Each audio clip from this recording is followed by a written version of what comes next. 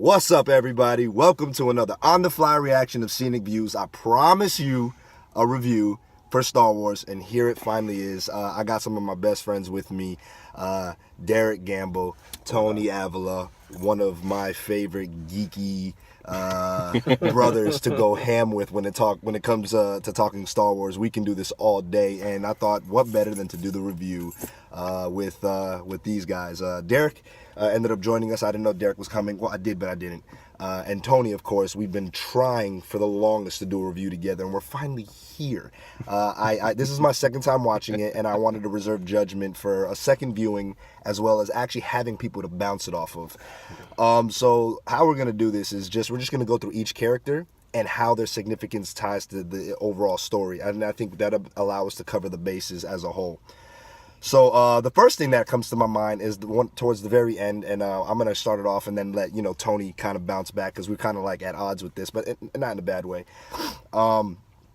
First things first, after my second viewing, I think things are more rounded, and I would say that this movie is, I can't give it a solid 10 for one reason and one reason only, and that's because, as I said, this is a spoiler review, so if the thing at the bottom didn't already tell you that, and then you didn't hear that already, and you're still going to watch this is on you. Run now. At this point, you've been warned. The Canto Bite scene, I don't know why I'm starting off with this, but I have to say that this is why I can't give it a full 10, but I can give it a 9.8, I think I'm solid with giving it a 9.8. 0.2% has been taken, because that scene to me felt a little, but overall, I think it's a, man, it's like, where do you start? There's so much. All right, you know what? I'm going to pass the buck, because I honestly don't know where to start. We really never have a script when it comes to this. So I'll let Tony start us off, and we'll just go down the line, and we'll just discuss, and we'll just go from there. So let's get this thing cracking. Welcome to the review. That Canto Bite scene is weird. My first showing, it was hard to kind of rationalize it in a Star Wars movie. It was essentially James Bond in a Star Wars movie, right? Where they were leading towards it. When you listen to how Maz describes this guy, it's essentially, she's describing James Bond, master pilot, an artist with a blaster. He's a poet with a blaster. Yeah, poet with a blaster. The dude that they're looking for is James Bond. But that whole entire scene, from the moment that they get there to the moment they leave, I don't feel like you can even take that out of the movie, though. Right. Because it sets up, and it's supposed to that ending. Yeah, the threads of plot that thing ties together are important. Yeah. It's just, I felt like, could they have done it differently? Yeah, but I feel like to judge it if they could have done it differently, or like to bring in expectation into a movie, right, and think that they didn't do what you expected or what you wanted, and now you can't you judge it on that. It's a little unfair. The practicality in that scene is huge and amazing. Yeah. How many characters are just practical effects and puppets. Yeah. It wasn't very long, which it didn't overstay its welcome. Unlike the Raftar scene in Force Awakens, where I literally feel like it comes to a screeching halt and then holds you there until the Millennium Falcon leaves. Right. This felt like, okay, we're moving along, and it's like if you were in a sprint and then you came into a light jog. Yeah, this was back right into a sprint. This was the if there was anything that held too long, not that, because I agree with you. The second time around, I don't think it was that long. Yeah. But if there was any scene in the movie that was longer than the rest of the pacing, that was the one. Now, I will agree that it is the weakest point of the film. Exactly. But that's because it's mostly space combat, space wizards, and then you go into casino gambling, and it's a bit weird for a Star Wars movie. It's just not something you expect, right? Yeah. Or that you would look at and be like, "That's Star Wars." But on the offhand, if they were to release a book with stories taking place in that, which I think they already have, comics and stuff. I think there is a Canto Bite book that just came out. I'm perfectly okay with reading that. That seems to me a lot like the Tales from Jabba's Palace, Tales from the New Republic. Yeah. Tales of Bounty Hunters, I think, was another one. Anyway, they're like these little niche things that like I would love to explore, but not on screen. Right. I want to follow my characters. You hit the nail on the head, and kind of like you and I were discussing the other day on the phone. Overall, the movie to me is a solid film, and I even discussing it. I think my my rating is continuously fluctuating between wanting to go to a perfect 10. But like we discussed the other day, I think if there was a weak point in the entire movie, if I had to pick out a weak point, that was it. But that doesn't mean that it was weak as a whole. Like it did serve the purpose. It did advance the narrative. Yeah. Quite honestly speaking, like the first time around when I watched it, I didn't really have many expectations other than the only expectation that I had going into that entire movie was two things: who the heck is Rey? What's up, Luke? Everything else, really, those were your two. Those are the ones that I wanted to see above all else. Like 8 going in this movie. I needed to know. There's so much that I wanted to know, but I was like, Rey, who are you? Like, because we've been theorizing forever, but more importantly, Luke. I felt like he got the short end of The Force Awakens, but it was good. But I wanted to see, okay, and all the conversations that he had and all his interviews and all the stuff that he was talking about, I couldn't help but feel that, at one point he wasn't 100% on board with the direction that Rian Johnson wanted, but then afterwards he praised Rian Johnson and the bold move. And so all the talk, and Mark Hamill is a very, very, very vocal about what he feels, and nobody could shut up. And he's Luke Skywalker. Who's gonna shut him up? Nobody. Yeah. You're right. Not even Kathleen Kennedy. They're probably like, can you please, can you try not to ruin this? So that's why I had the biggest expectation. So I didn't have many because I completely went black. I went dark, and I didn't want to hear any reviews until I actually saw the movie, and I only saw one review, which kind of was interesting to see somebody urge me to watch it. Shout out to Dave Maddox. And and I was in line with a lot of the things that the guy said, and he helped me kind of formulate my thoughts. So let's go character by character, right? Okay. Let's start by character. Like we said we would at the beginning. Yeah. Let's go character by character. So let's start off with the ones from the beginning. We start off with Poe and Leia. So we start off with this opening sequence of Poe. Classic Poe, like the last movie, a joke. And I'm not going to lie, even the second time around, I was like, I like it, but it was weird. I guess because I'd never expected a Your Mama joke in Star Wars. There was a Your Mama joke in Star Wars. But it's like, it's not a straight up Your Mama joke. Right.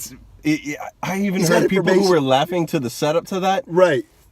And they missed it. Right. Like right. my dad didn't hear the it's a message from your mother. Yeah. He was laughing because of the please hold part. Yeah. But like I said before, Star Wars is growing, it's adapting, and it's kind of modernizing itself. Yeah. As long as there's consistency. Yeah. Like Poe's character did this in the first movie. Who talks first? You I talk first. You talk first. Can't understand this with all the apparatus. That whole scene, very jarring, starts the movie in Force Awakens. Yeah. Now you come into Last Jedi, and once again, it just shows that Poe's character is very. Not only is he an expert pilot and very calm under pressure, but the dude is extremely cocky. Yeah. Like yeah. he's a little too cocky, and I think this film deals with him in a very good way. And I like that he was wrong. You know how most cocky fighters are right? Yeah. He was wrong. Yeah. And it was cool to see his arc and learning how to humble himself to some degree. Yeah, I think the whole thing was just about him developing who he is and setting him up to be something more important to another movie. Which brings us to that last quote, which we'll get later. Yeah. So I loved how, like you said, he was this cocky guy, but then through his cockiness, he learned humility.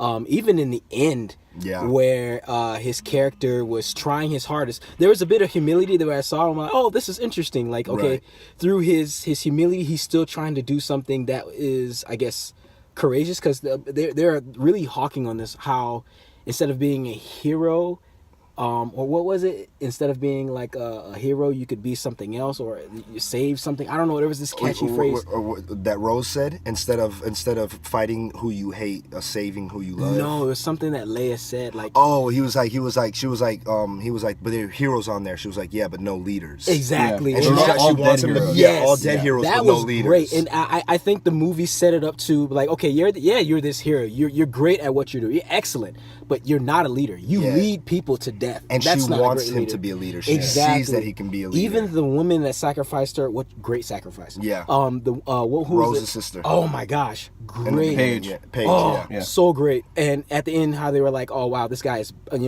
cocky or brash or whatever.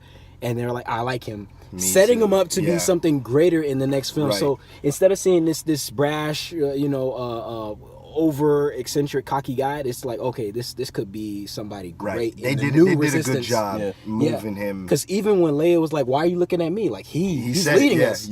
So in the next film, how even when Luke said that, sorry to kind of go off, but even when Luke said like, okay, the Resistance is, I guess, just beginning, and it shows him, which goes to the line that we were discussing earlier, right? Yeah. He is the new leader. So we can deal with that line. We can deal with that line. Yeah. Okay, so the line is Luke. Kylo says something to him. He says, "I'm going to kill you. There will be no more Jedi, and the Resistance dies." And then Luke goes, "Amazing. Everything you said in that sentence, like you said, like you said to Ray earlier, everything you said was wrong. Yeah. The Resistance is just beginning." His face. And then we show Poe. And he says, "The war has just begun." Oh no, the Resistance is the rebellion is reborn. Is reborn. We see him.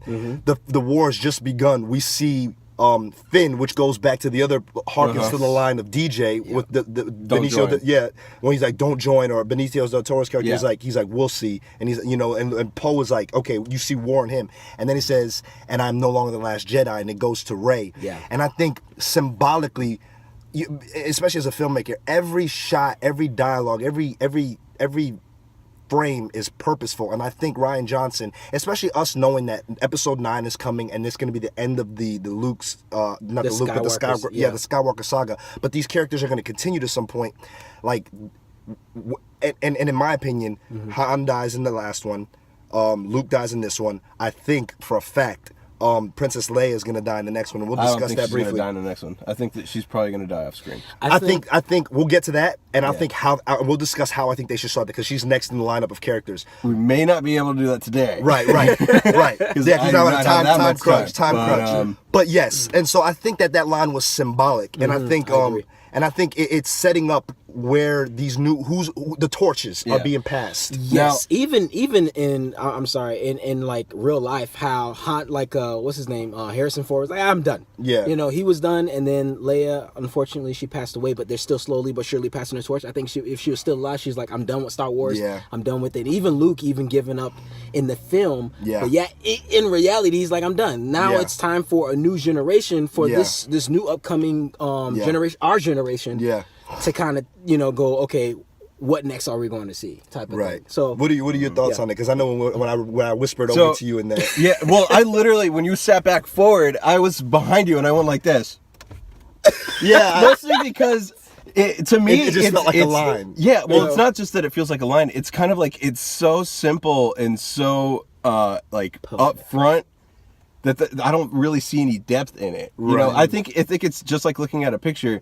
But then somebody leans into that picture and is like, "Psst, this picture's about the war in the 60s. And it's a picture it's a picture of like Vietnam. And you're kind of like, well, yeah.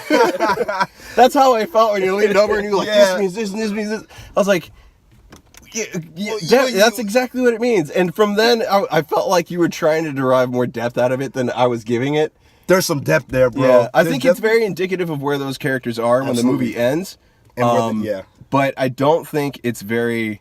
You can't read a lot out of it because I don't think there's much to read into it.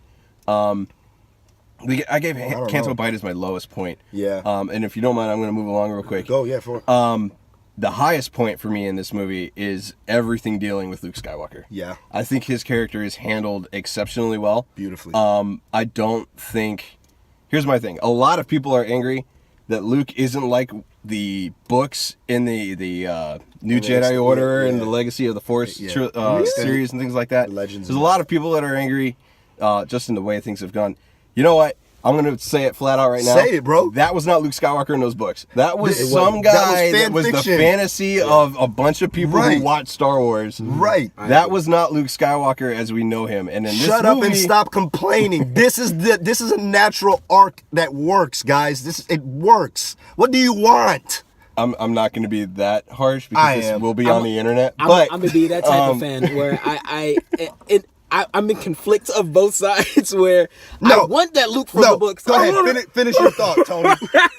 No, I refuse. Here, let me finish real quick. Okay. I think that this does handle Luke in such a great way because when you look at Luke as the kid, look at Luke as the Jedi Knight in training, and then look at Luke as he is in Return of the Jedi, then you get to that point where Luke's talking about why he failed.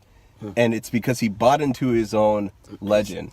He thought he could train Ben, he thought he could train Ben because he was Luke Skywalker. Right. And he bought into it. And if you go back, Merit and wasn't enough. Yoda's always talking to him, he's like, your mind was never where you were. It was always... Yoda's like, always looking, never here, never now. Yeah. Yeah. So you Yoda! take that, you've got Luke who's daydreaming in the first movie. In the second movie, he's already finding out, he's already planning and plotting his way on how he's going to defeat Vader. And then in the third movie, he finally comes to the realization that he's not in control and that the only thing that he really can do is confront his father.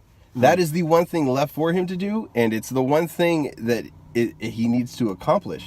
It's the in that missing link in story his arc. Yeah. Well, not only in his particular story arc, but in his life period. Yeah. As a person, he's found out who this guy is, and now he needs to confront that fact. Yeah. Not necessarily accepting what that means, but more having to deal with it as a man. Which is the same kid who, when we first see him, his first lines are complaining about wanting to go get something instead of doing his chores. Exactly. So it's beautiful that the very first time we see him, we see with the two sons, and the very last time we see him is with the two sons. And really quick to cover on something that Dave Maddox wants us to cover, which I think is good, is suicide versus sacrifice to the Force. Oh my gosh. And I think this is important because I think a lot of people, for me, I was even confused for a while. Like, a lot of people were like, Vader struck down Obi-Wan. And every time I look at him, I'm like, no, I don't see that. I see as soon as and he says, and Maddox pointed out something really, semantics is everything. He was like, if you strike me down, I'll be strong. But he never struck him down. Like, in that moment, he was resolved. He was at peace, and he gave himself to the Force. It was a diversion so that the rebellion can exist. Yeah. And Luke kind of poetically carries that same exact arc. Just to back up a step, we're talking about the idea of becoming one with the Force. Exactly. Yeah. Now, everybody who argues that that's a sense of suicide, I've never heard this argument, but if that's the case, y'all need to review your Star Wars, because Yoda goes out in his bed in peace. In peace. On his own terms. Yeah. They go out on their own terms. And I think it's just the idea that they have accomplished what they need to. They've served the Force as it needs to be. Therefore, they can let go of everything that they have in that life. Yep. And here's another huge thing is, I'm going to get just a tiny bit geeky. That's the point. We're sweaty here. We're getting sweaty. When they made the Clone Wars series, one of the big things that was cut from that series that a lot of people who were really into the books would have loved to have seen is Revan makes an appearance. And he's cut out in a deleted scene during the... it's escaping my head. The Mortis trilogy. The son, who's the representation of the dark side, goes and Bane and Revan appear to him, and Lucas cut it. He was like, I don't want that. And from what I've heard, it's because his statement was, the Sith are so wrapped up in power and what they can immediately grab and hold. And you look at what's his name? No, not even Kylo, but Snoke. Oh. This dude is old and he should be dead. The way you're looking at him, he looks like just a like a person who's rotting. Yeah. Yet he's still lingering with life and he's still trying to acquire power. And for the Sith, that's all they know is this life and the power that they can gain. Jedi, the reason they have an afterlife and that they come back from the Force is because they know that this isn't everything for them. There is something bigger that they are a part of. And I think, so two things that come from that. One, Yoda's in this movie. I don't know if we mentioned that. Yoda's in this movie, Puppet Yoda. And he's not see-through, which is interesting. Yeah. He's a little solid. Most ghosts are see-through, but he's not see-through. I don't know what that means. It was something that Maddox brought up. I was like... Is it new that they could actually touch people? I'm not going to dig too deep into that one. Okay. But he touched somebody. I thought and then cool. Secondly, Yoda just brings down the entire old Jedi temple on his own with lightning. He just... Well, it's the tree, Yeah, the tree.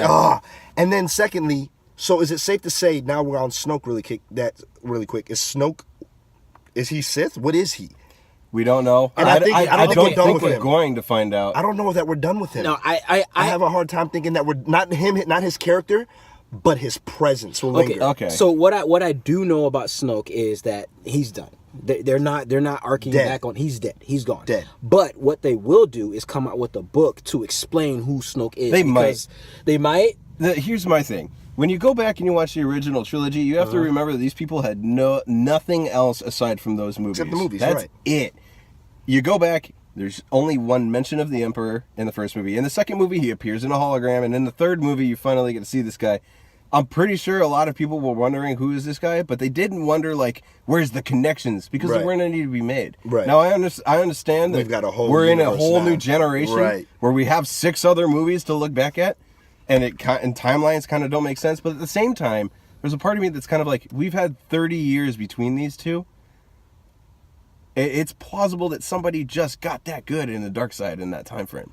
There's just certain things that he says that makes me go, he's of importance, even to where he's a big fan of Vader, apparently. And he's like, he doesn't even mention Palpatine. He's always Vader. Exactly. So what is his fascination with Vader? And then what is it about him that other people know? Like she's like, oh, Snoke got him. And like, he's a mention in the universe. So for that presence to just be gone without mention, I think would be a disservice to the fans. Not because we need a mention, but because it feels like I don't need his presence. I don't need a Force Ghost from him. I don't need him to... Let me know who the heck he is. Yeah, I don't need a Plagueis moment where he can re-jump for... I just need to know his presence, and even if it's in a small Maz Kanata level sequence, what is it with him that was able to seduce this young man, and what made him so powerful, and how did he get control of this new empire? Yeah. And because we know that Palpatine had potential contingency plans for if he fell, so there's a good chance that Palpatine had this. This is all hearsay. There's no. This is theory. Yeah. But he could have been a contingency. He could have been from the outer. He could be a complete nobody with Force sensibility, but. There's got to be something. I think something. I think they'll cover it in a book, but to be honest, I don't think it's relevant to Kylo Ren anymore. No, it's not relevant. I think moving into 9, I don't think we'll get much on Snoke in 9. But if maybe any. some references. But I think references would be enough. Now, as far as Leia goes, did you have a thought you wanted to finish? Just a small thought on 9. Go ahead. I really want to see the Knights of Ren, because you hear Luke say that Ben convinced a handful of students and murdered the rest. Yeah. Where were they? And I don't think that they are those Scenic, the Imperial Guard. Yeah. They went out, in my opinion. Praetorian Guard, I think they went out way too easy. Yeah, the Praetorian Guards, no. I think that fight. I think they did. I mean, they were good, but I'm like, one we're scene, talking. that's No. We're talking about two of the strongest Force users in the galaxy that were struggling in that fight. And Ben is a fully trained Jedi Knight. That's saying something. I thought it was too hard on them. I will say really quick, and I don't mind it. I will say I love the jaggedness and the roughness of the fight scenes with the lightsabers, because in the prequels we got this poetic movement of lightsaber battles, but we're dealing with the same generation who wasn't trenched and drowned and saturated in that. So their skills are a little bit more rugged, and it matches the episode 4, 5, and 6, which I really enjoy. Episode 9, I think, me personally, do a book and explain something. But I think we need to start off with a funeral scene of Leia. I think we need to start off with a funeral scene for Han. We need to deal with the death of Han. Both of them together would be nice, because now what that does is that leaves Rey in conflict. Yeah. Her mother figure, the only mother figure she had, what does that mean for me? That allows her to potentially wrestle with the dark side that's plaguing her deep within. I don't think so. I think if Leia passes, it'll be probably either in peace, or if it's not in peace, they'll have to show us it. Yeah. But I think even if it's in peace, I think it's Rey's temptation now, I don't think is going to come from any paternal or maternal figures, because she dealt with that with Luke. She dealt with that, and then even admitting she's a nobody. Yeah. And I think, unless she's not, I think honestly the next step in that struggle is going to be her trying to rationalize whether or not Kylo can be turned. When she closes the door on him, there's a part of me that thinks this is over. She's done with him. That was beautiful. But then there's a line that Luke says where he says, "I can't turn him." But he says, "I can't." Yeah. But then he says, "No one is gone." Turned. Yeah, and then he says, "No one can be gone." No one is gone. So, right. And talking with, and that scene between Leia and Luke was beautiful. It was so. I mean, and I have one friend who was like, "I don't understand the allure with why." I just think Leia. First of all, this was the Leia I know. This is the Leia I know. We saw a little bit of her in the last movie, but like, it just felt like, wow, she had presence. She was electrifying on screen, and so was Luke. Like, their acting chops and the way they brought these characters to life and made us believe that this is 30 years later. And it's only because of one thing. They are these characters. They're not acting. To some degree they are, but they are these characters, which is why nobody should replace her. This role is not for anybody else. This role is only for Carrie Fisher. I don't care what nobody says. In most cases, the role is bigger than the person, but in this case, she is that role. Nobody can play her. But their on-screen presence was so good in that one little moment of that they had, where they were finally together and they talked, and she was like, "Luke, I changed my hair," and he's like, it was beautiful to see that, and then to see their chemistry. It was like, this is closure. And it was almost like when he gave her a kiss, that was also for the fans, like, goodbye. We could do this all day. Unfortunately, I have a 4-hour trip ahead of me. He does have to go, so what's going to end up happening is I'm more than likely going to do a part 2 where I'm just discussing the rest of my thoughts. But so far for part 1, what do you guys think? Did you guys enjoy it? Did you see the movie? If you didn't enjoy it, you're silly. If you did enjoy it, you're kindred spirits of mine. Either way, there's so much to discuss. I need to discuss what's going on with Leia. I need to figure out what's going on with Luke. We have Yoda. The fact that, there was so many Easter eggs in this, as far as, like, really quick, that one line where he was like, "You're not doing this." When Ren said to her, because they were talking through the Force, she's like, you're not doing this. The effort would kill you. Yeah. And then we see later on that the effort brought Luke to his max. There's so much to discuss. And so I want to do a part 2. It might take me some time. If I don't get to it, oh well. But we are in a car sweating because this is an on-the-fly review, and we did a 26-minute review thus far, and I think this might be enough. I don't know. But what do you guys think? Did you guys see the movie? If you're watching this, you probably did see it. Did you like it? Like, share, subscribe. One last thing. Do you think we'll see Luke again as a Force Ghost?